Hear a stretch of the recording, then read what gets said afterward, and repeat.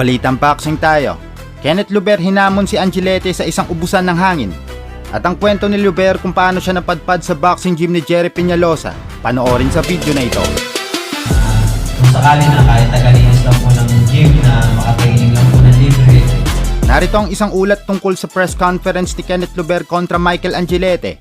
Walang takot na humarap sa media ang undefeated Filipino bantamweight contender na si Kenneth Luber para sa kanyang nalalapit na bakbakan laban sa Amerikanong si Michael Angelete.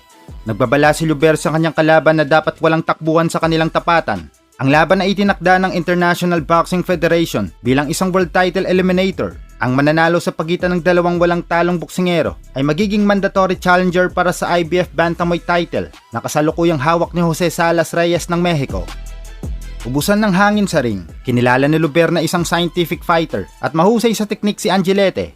Ngunit kumpiyansa ang kampo ng Pinoy na madadaan nila ito sa walang tigil na pressure at lakas. Isang magandang laban daw talaga ito. Bibigyan niya daw ng magandang suntukan na hinahanap ni Angelete. Mag-ubusan daw sila ng hangin talaga. Nagbahapyaw din ng kwento si Luber patungkol sa kung paano siya napadpad sa Jerry Pence Promotions ng boxing legend na si Jerry Peñalosa. Ngayon, hanggang sa World Championship, kahit pa paano i-aalay mo kay Jonathan? Unang-una, nagpapasalamat po ako sa Peñalosa family po. No? Kasi kung di dahil po sa kanila, sila po yung ginawang kasangkapan ng Panginoong Diyos ko na para makarating po ako ngayon dito sa title eliminator ko. Kasi nung nagsisimula po talaga ako, isang unang pinuntahan ko po talaga gym is Peñalosa boxing gym na po talaga. Nagpaalam po ako kay Sir Jerry na kung sakali na kahit tagalinis lang po ng gym na makatraining lang po ng libre, talagang doon po ako nag-start na hanggang pinush ko po yung sarili ko na hanggang sa makitaan po nila Boss Jerry ng potential po sa boxing. Yun nga po, hindi nila ako pinabayaan. Mula umpisa hanggang ngayon, sinuportahan po ako ng Peñalosa.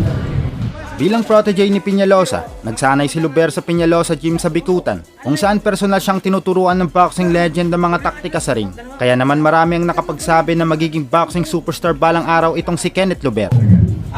May kakilala po kasi kami doon na naging trainer po, na yun po yung unang naging trainer ko doon na sa Peñalosa. Hanggang sa nag-lockdown, nagsara, akala ko po boxing is talagang wala na dahil nga sa pandemic. Then time na noon po na nagtitraining camp po kami sa Cavite na kumbaga DIY lang po ng papa ko na gym.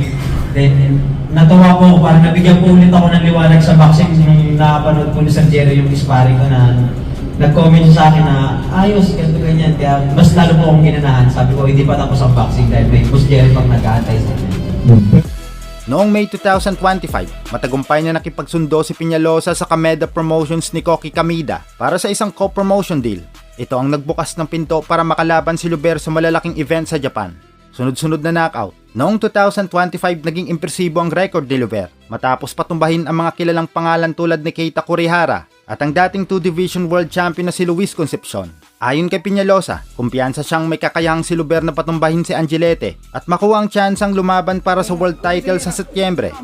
At yan ang balitang boxing natin. Maraming salamat mga par. Yun po, nung nag-open po yung gym nung pandemic, then bumalik po kami sa Peñalosa.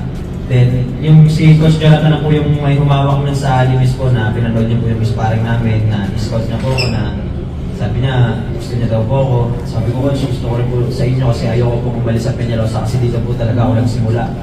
Then, nagtuloy-tuloy po yung pagkasama namin ni Coach. Hanggang sa nag-champion po, pinag-champion po ako ni Coach. Kaya laking bless po sa akin ni Coach Jonathan nung